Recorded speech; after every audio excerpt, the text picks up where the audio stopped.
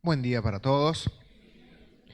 Vamos a dirigirnos al libro de Apocalipsis. Estamos estudiando la carta a las 7 iglesias de Apocalipsis, ¿no? Un mensaje para esas iglesias en ese momento, pero también para nosotros en el presente. ¿Hay otro micrófono para Martín? Por unos días tuve similar voz a la de Martín, pero bueno, se va desvaneciendo conforme voy mejorando en mi salud, pero bueno, duró poco la ilusión. Vamos a leer desde el 3.1 hasta el 6. Escribe al ángel de la iglesia en Sardis, el que tiene los 7 espíritus de Dios y las 7 estrellas, dice esto: yo conozco tus obras, que tienes nombre de que vives y estás muerto. Sé vigilante y afirma las otras cosas que están para morir, porque no he hallado tus obras perfectas delante de Dios. Acuérdate, pues, de lo que has recibido y oído, y guárdalo, y arrepiéntete, pues si no velas, vendré sobre ti como ladrón, y no sabrás a qué hora vendré sobre ti. Pero tienes unas pocas personas en Sardis que no han manchado sus vestiduras, y andarán conmigo en vestiduras blancas, porque son dignas. El que venciere será vestido de las vestiduras blancas, y no borraré su nombre del libro de la vida, y confesaré su nombre delante de mi Padre y delante de sus ángeles. El que tiene oído, oiga lo que el Espíritu dice a las iglesias. Bien, Sardis era una ciudad donde estaba ubicada esta iglesia, que significa el nombre de Sardis, los que escapan o renovación, ¿no? Y Sardis había sido una ciudad muy próspera en su momento, pero en el momento en el que Juan escribe esta carta a esta iglesia, la ciudad estaba en declive, ¿no? O sea, ya no estaba con las glorias de la prosperidad que tenía en el pasado, ¿no?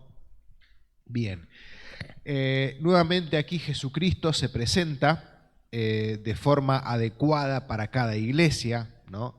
Y en esta se presenta como el que tiene los 7 espíritus de Dios y las 7 estrellas, dice esto. Bueno, ahí recordemos que el número 7 en la Biblia significa perfección, ¿no? El número 7 significa perfección. Y está usando esta forma de hablar, de decir el que tiene los 7 espíritus de Dios, hablando de que el que tiene la plenitud del Espíritu Santo de Dios. Y esto es muy importante por lo que les va a decir a la iglesia a continuación, ¿no? Tener la plenitud del Espíritu Santo de Dios. Pero después él dice también que, y las 7 estrellas dice esto. Bueno, si vamos un poquito más atrás, hemos visto que estas 7 estrellas eran los ángeles o los mensajeros de las iglesias que habíamos explicado que eran los líderes o las autoridades de esas iglesias, ¿no? Y lo que aquí está queriendo decir Jesucristo, que no solo que Él es el que tiene la plenitud del Espíritu Santo, sino que Él es el que tiene el control y el dominio sobre la iglesia por medio de diferentes circunstancias y por medio de las autoridades de la iglesia, ¿no? Entonces, este mensaje con el cual Él se presenta e introduce era importante para lo que Él va a decir a continuación. Dice, yo conozco tus obras, que tienes nombre de que vives y estás muerto. Empieza muy duro el mensaje a la iglesia en Sardis. Tienes nombre de que vives. Seguramente en el pasado la iglesia de Sardis fue una iglesia muy próspera. Una iglesia donde había personas nuevas, una iglesia donde se enseñaba la palabra, una iglesia donde se ganaba a otros para Jesucristo, una iglesia donde se alababa y se adoraba a Dios, ¿no? Una iglesia donde Jesucristo era lo central, ¿no? Pero se ve que pasó el tiempo Y Dios que ve en lo profundo, Dios que ve en el interior de cada uno, Él conocía lo que estaba pasando en el interior de esa iglesia. Y dice, te has quedado con las glorias del pasado. Tal vez tenés reputación de que estás vivo, de que estás viva a la iglesia, le decía. De que sos una iglesia sana, de que sos una iglesia pujante, creciente. Pero yo sé que realmente estás muerto. Y es bueno que pensemos qué es una iglesia viva, ¿no? ¿Qué es una iglesia viva? Una iglesia viva, en primer lugar, es una iglesia que tiene una relación correcta con el creador de la iglesia, con Jesucristo, con Dios, ¿no? Por medio de su palabra, ¿no? No se puede buscar a Dios de otra forma que no sea a la forma que Él quiere ser buscado, que es por medio de la Biblia, por medio de la palabra de Dios. Es una iglesia que entiende el deseo de Dios, de que nos santifiquemos, de que debemos apartarnos de este mundo. Es una iglesia que entiende que debe ganar a otros para Jesucristo y buscar predicar el Evangelio, tener sana enseñanza, una iglesia que se aman entre los miembros, ¿no? Y en todas estas cosas seguramente tenemos cosas para aprender y corregir. Tienes nombre de que estás vivo, pero estás muerto, ¿no? Y es muy peligroso quedarse con fama del pasado, con tal vez apariencias del pasado. Jesucristo siempre dijo, por medio del apóstol Pablo, el que piense estar firme, mire que no caiga, ¿no? Tal vez la firmeza del pasado hay que consolidarla cada día, ¿no? Porque todos los días somos atacados, todos los días podemos flaquear en nuestra relación con Dios y eso va haciendo que interiormente nuestra alma se va secando. Interiormente ya no tenemos ganas de hacer las cosas para Dios, ya no disfrutamos las cosas como las disfrutábamos antes, pero tal vez seguimos viniendo a la iglesia, ¿no? Y uno lo ve y uno no puede darse cuenta de lo que hay adentro en ese corazón, pero tal vez estoy seco por dentro, ¿no? Por fuera se ve una cosa, que es lo que Dios le dice a esta iglesia, pero por dentro pasaba otra. Y quiero aprovechar y decir algo, esto es muy similar a lo que le pasa a las personas que aún no tienen a Jesucristo. Vamos a ir a Efesios capítulo 2, vamos a leer el 1 y el 2.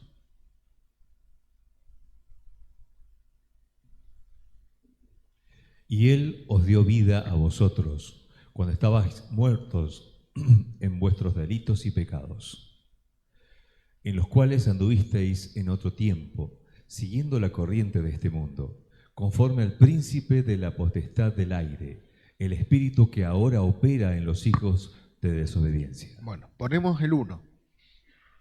Dice, y Él os dio vida a vosotros cuando estabais muertos en vuestros delitos y pecados, ¿no? Ahí Dios está haciendo una descripción de las personas que habitan este mundo. Dice que están muertos en sus delitos y pecados. ¿Y qué significa esto? Que están muertos. Porque ¿cómo están las personas? Vivas, están vivas, ¿no? Decirle muerto a un muerto de un cementerio es una obviedad, pero decirle muerto a alguien que está vivo es una como aparente contradicción que hay que explicar. Y aquí le está diciendo a personas que habían creído en Jesucristo que estaban muertos. ¿En qué? En delitos y pecados. Y la humanidad le ha dado la espalda a Dios. La humanidad está muerta en delitos y pecados. Están vivos, pero están muertos. Y si la muerte los sorprende en cualquier momento, hay personas muriendo todo el tiempo, ¿no? Si la muerte los sorprende y están muertos en delitos y pecados y no han solucionado su situación para con Dios, el triste final que les tocará es una eterna condenación, la muerte eterna. Por eso es importante y el mensaje del Evangelio, por eso es que Evangelio significa buenas nuevas, buenas noticias. Y cuando predicamos el Evangelio damos buenas noticias. La primera es mala, pero es una realidad, que somos pecadores y que necesitamos el perdón de Dios, que necesitamos arrepentirnos para tener la salvación de nuestra alma. Pero la buena noticia es que hay oportunidad de cambiar, hay oportunidad de obtener esa salvación, de obtener ese perdón, porque Cristo hace más de 2000 años murió en una cruz cargando tus pecados y cargando mis pecados. Y Jesucristo dijo que el que cree en Él tiene vida eterna. Entonces yo puedo pasar de estar muerto espiritualmente a estar vivo espiritualmente si me arrepiento de mis pecados, me reconozco pecador y le pido a Jesucristo que me limpie, que me perdone y que me salve. Bien, dicho eso, dice más adelante, sé vigilante y afirma las otras cosas que están por morir, porque no he hallado tus obras perfectas para Dios. Lo primero que le dice es, sé vigilante. Y esto de ser vigilante, básicamente lo que Dios le estaba diciendo es, despierten, despierten. Ser vigilante es estar alerta, es estar atento, ¿no? Y había muchos ahí en esa iglesia que estaban dormidos, que estaban aletargados, ¿no? Que simplemente iban y estaban y participaban y no hacían. Y Dios le dice, despierten, despierten, vamos, basta de ese letargo, basta de esa pasividad, hay que activarse para Dios, ¿no? Activarse en mi comunión con Dios, activarme en mi servicio a Dios. Por eso es que le dice, tenés nombre de una cosa, pero en realidad está pasando otra, porque estás aletargado. Y después le dice, después de ser vigilante, dice, afirma las cosas que están para morir. Afirma las cosas que están para morir. Era una iglesia, como dijimos, que venía de tal vez un buen momento, con mucha vida interior, y en un momento empezó a declinar. De hecho es muy triste, pero en otras, gracias a Dios, bueno, aquí en la ciudad capital no, pero nos ha pasado en Villa Mercedes, iglesias cerradas, en Buenos Aires pasa, hay mucho más, iglesias que en su momento fueron prósperas y hoy el salón está cerrado, ¿no? Y lo que pasó es que hubo un momento que estaban vivas y otro momento en que tenían nombre de que estaban vivas, pero en realidad ya habían muerto hace rato, ¿no? Uno de los autores comentaristas pone un ejemplo muy gráfico. Saben que las estrellas emiten luz, ¿no? Y por eso es que uno mira al cielo y ve puntitos brillantes. Son estrellas que están emitiendo luz. Ahora, son estrellas que están muy lejanas, ¿no? La distancia, como son tan grandes distancias, se mide en años luz. ¿Qué significa esto? Es la distancia que recorre un rayo de luz a la velocidad de la luz, que son 300.000 kilómetros por segundo. ¿Cuánto tarda un rayo de luz en un año? La distancia que recorre en un año a 300.000 kilómetros por segundo. Una velocidad abismal. Bueno, entonces eso es un año luz, ¿no? A la velocidad de la luz, la distancia que le toma a la luz, un año. Y hay algunas estrellas que están a 25 años luz y a veces y otras muchísimo más.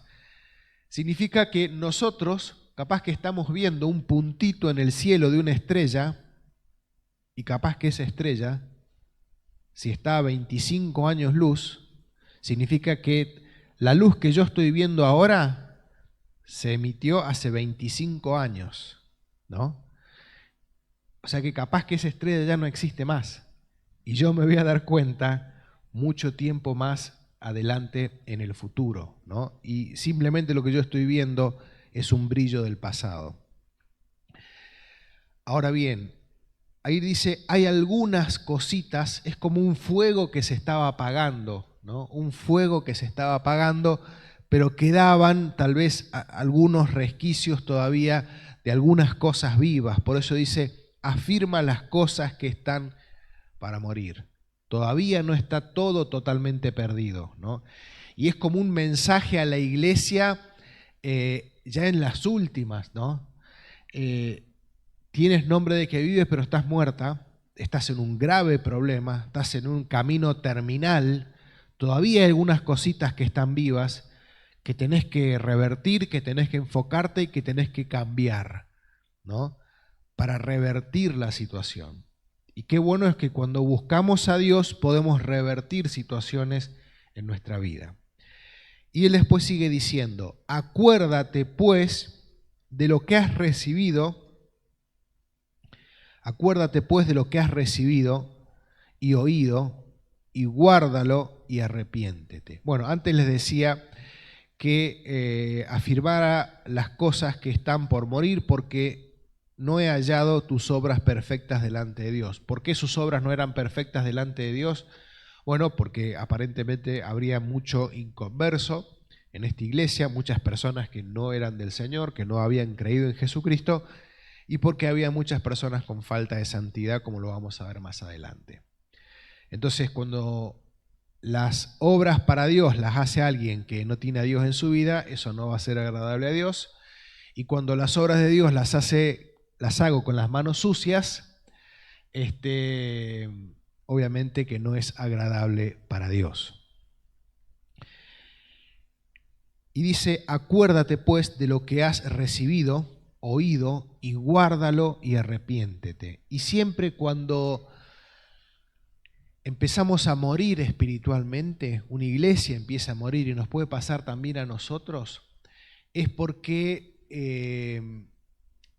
nos olvidamos de dónde el Señor nos ha sacado.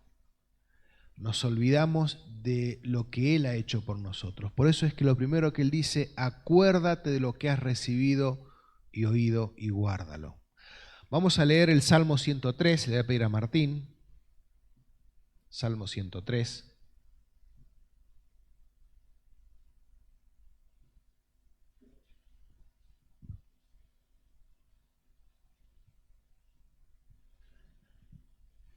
Bendice, alma mía, a Jehová, y bendiga todo mi ser su santo nombre. Bendice, alma mía, a Jehová, y no olvides ninguno de sus beneficios.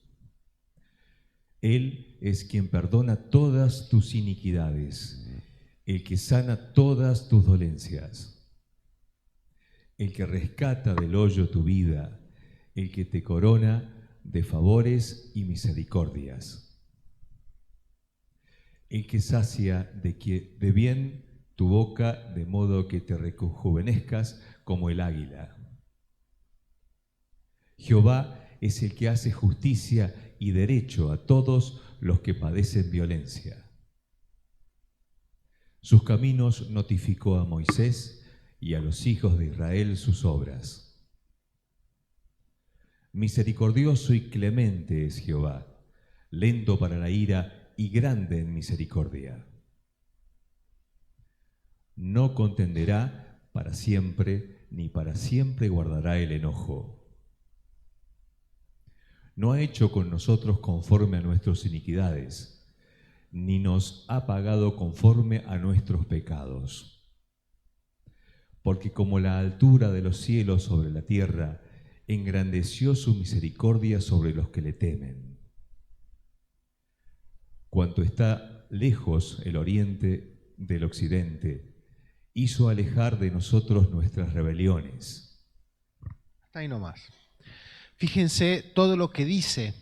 Y el salmista comienza diciendo, bendice alma mía Jehová y no te olvides ninguno de sus beneficios. ¿Eso qué es? ¿Qué es lo que está haciendo el salmista?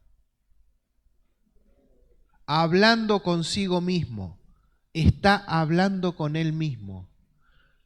Y qué importante es que nos digamos esto, porque somos muy propensos a olvidar. El ser humano es propenso a olvidar.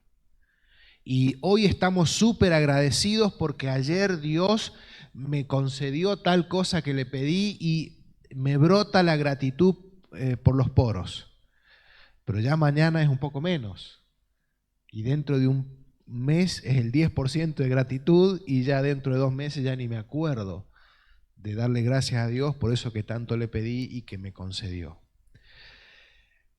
Así somos como seres humanos, algunos más, otros menos. Por eso es que el salmista dice, bendice alma mía Jehová y no olvides ninguno de sus beneficios. Gabriel se está diciendo, me estoy diciendo a mí mismo, no olvides lo que Dios hizo por vos.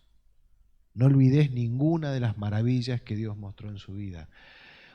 Cuando estabas en el hoyo, en el piso, tirado, Él es el que te tendió la mano y te levantó. Cuando estabas sucio en tus pecados, Él es el que por medio de la sangre de Jesucristo te perdonó. Cuando Él es el que te corona de favores y misericordia, el que te dio cosas que no merecías, el que nosotros merecíamos la condenación y Él no nos dio lo que merecíamos, sino que nos dio lo que no merecíamos, que es la vida eterna en Cristo Jesús. Hermosísimo pasaje, Salmo 103, para que nos acordemos lo que hemos recibido y oído y lo guardemos y lo tengamos muy presente en nuestro corazón. Qué importante para los creyentes también estar juntos en la cena del Señor, para juntos adorar y acordarnos de Jesucristo. Y comer ese pan que simboliza Cristo allí en la cruz del Calvario, su cuerpo molido y roto, y también esa copa, esa sangre importante que fue la limpieza de nuestros pecados. Muy bien, después les dice, acuérdate pues de lo que has recibido, oído, guárdalo y arrepiéntete. Obviamente arrepentirse, de olvidarse de esa base, de lo que habían recibido, de todo lo que Dios les daba, ¿no? Y arrepentirse de eso y volverse a Dios. Arrepentimiento es un cambio de mente rotundo, donde antes iba para allá, ahora quiero ir para el otro lado, totalmente opuesto, ¿no? Y aquí, bueno, invito a todos a que analicemos mi situación delante de Dios, ¿no? Si tal vez tengo que yo practicar más el acordarme lo que he recibido, lo que Dios me ha dado, y eso va a hacer que haya gratitud en mi corazón. La gratitud va a hacer que quiera estar más con Dios, que quiera leer más la palabra, y esa gratitud va a hacer que sirva más a Dios. Después dice, pues si no velas, vendré sobre ti como ladrón y no sabrás a qué hora vendré sobre ti. Bueno, ¿para qué viene el ladrón? ¿Para algo bueno o para algo malo? Para algo malo, ¿no?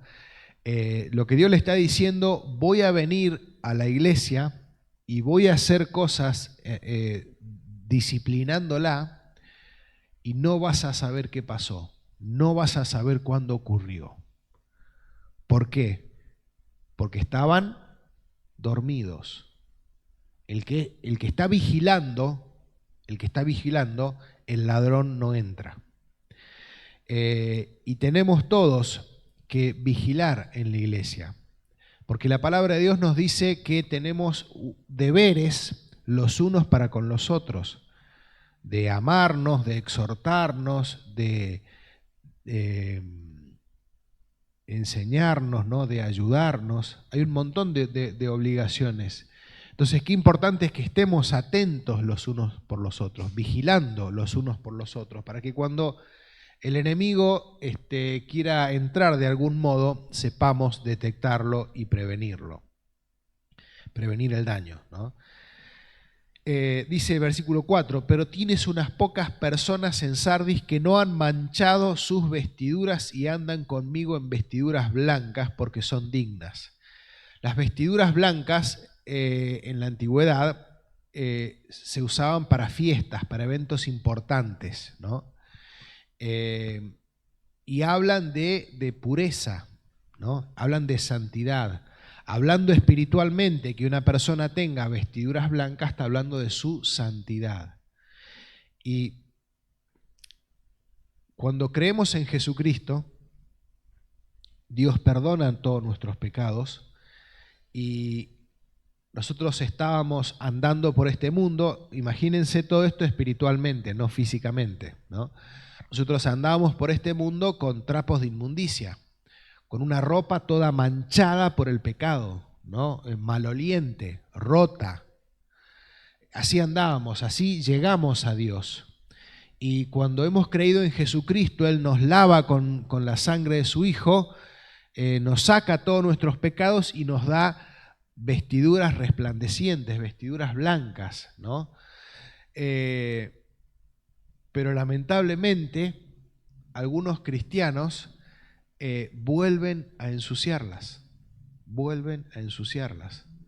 y andan en la vida con vestiduras blancas, pero con tremendas manchas, ¿no? Evidentes manchas en su vida. Por eso es que tengo unas pocas personas que no han manchado sus vestiduras y andan conmigo en vestiduras blancas. ¿Y qué hay que hacer para no manchar las vestiduras? Lo dice el texto. Andar con Jesús. Los que no manchan las vestiduras son los que andan con Jesús, los que caminan junto a Jesús, aquellos que tratan de seguir los pasos de Jesús, aquel que imita a Jesucristo. Dice 1 Pedro 2:24 que Él ha dejado sus huellas para que nosotros le imitemos, ¿no? Entonces, si han ido alguna vez a la playa, verán que cuando uno, sobre todo si en la parte donde la arena está húmeda, uno pisa y quedan las huellas, ¿no? Y se ve que una persona ha andado por ahí. Si no pasa el agua, se ve que una persona ha andado por ahí. Así Cristo nos ha dejado las huellas marcadas para que nosotros pisemos encima de donde Él ha pisado, ¿no? Para que sigamos su ejemplo. Su ejemplo está aquí en la palabra de Dios. Ahora bien, dice que la forma de no manchar nuestras vestiduras es andar con Cristo, andar junto a Él. Dice, versículo 5, el que venciere será vestido de vestiduras blancas, no borraré su nombre del libro de la vida y confesaré su nombre delante de mi Padre y delante de los ángeles. El que tiene oído, oiga lo que el Espíritu dice a las iglesias. Dice que el que venciere, el que vence estas cosas, será vestido de vestiduras blancas. Bueno, siempre hemos dicho que todas estas expresiones son aplicables a los creyentes, porque los creyentes han vencido por medio de la sangre de Jesucristo y han sido vestidos de vestiduras blancas, ¿no? Espiritualmente hablando, porque hemos sido declarados justos delante de Dios el día en que hemos creído. Por supuesto que tenemos que practicar la justicia, practicar la santidad, y si no lo hacemos, Dios disciplinará nuestra vida. Y después dice, el que venciere estas vestiduras blancas, y no borraré su nombre del libro de la vida. Bueno, este libro de la vida es el libro en el cual están escritos todos aquellos que un día han creído en Jesucristo, ¿no? Por eso es que dice allí en Apocalipsis 20, en lo que se llama como el juicio del trono blanco, que va a haber un montón de personas, y todo el que no se halló inscripto en el libro de la vida y del Cordero fue lanzado al lago de fuego y de azufre, que esta es la muerte segunda, la muerte eterna, el infierno conocidamente. Y para no ir a ese lugar, tengo que estar inscripto en este libro, en el libro de la vida. ¿Y cómo me inscribo en este libro? Cuando creo en Jesucristo. No por buenas obras, no por hacer cosas que agraden a Dios, sino por haber creído en Jesucristo. Y si genuinamente he creído en Jesucristo, por supuesto que después va a haber una vida de buenas obras, ¿no? Y aquí dice que ninguno de los que venciere, de los creyentes que vencen, será borrado del libro de la vida, ¿no? Sino que, por el contrario, confesaré su nombre delante de mi Padre. Cristo orgulloso de nosotros, confesando nuestro nombre delante de Dios. Terminando, reflexión final. No vivamos en el pasado. Tenemos que vivir en el presente. Las victorias de ayer sirven para recordar, para buenos momentos, pero es una lucha nuestra vida en lo personal y como iglesia diaria. El que se duerme en los laureles se lo come el enemigo, ¿no? Entonces es importante que todos los días el que empiece a estar firme mire que no caiga. Y si hay algún amigo o amiga en esta mañana, queremos decirle con todo amor que así como un día nosotros estábamos muertos en vida, todo aquel que no tiene a Jesucristo está muerto en vida. Pero tiene la posibilidad, por medio de creer en Jesucristo, de estar vivo en vida. Y esa vida viene por creer a Cristo, por tener a Cristo en el interior de su corazón. Que Dios bendiga su palabra y nos ayude a estar vivos, a acordarnos pues lo que hemos recibido y guardarlo. Vamos a terminar orando y después vamos a dar los anuncios finales, ¿no? Así que le voy a pedir a Andrés, desde allá al fondo, si se anima con voz fuerte y alta, a dar gracias a Dios.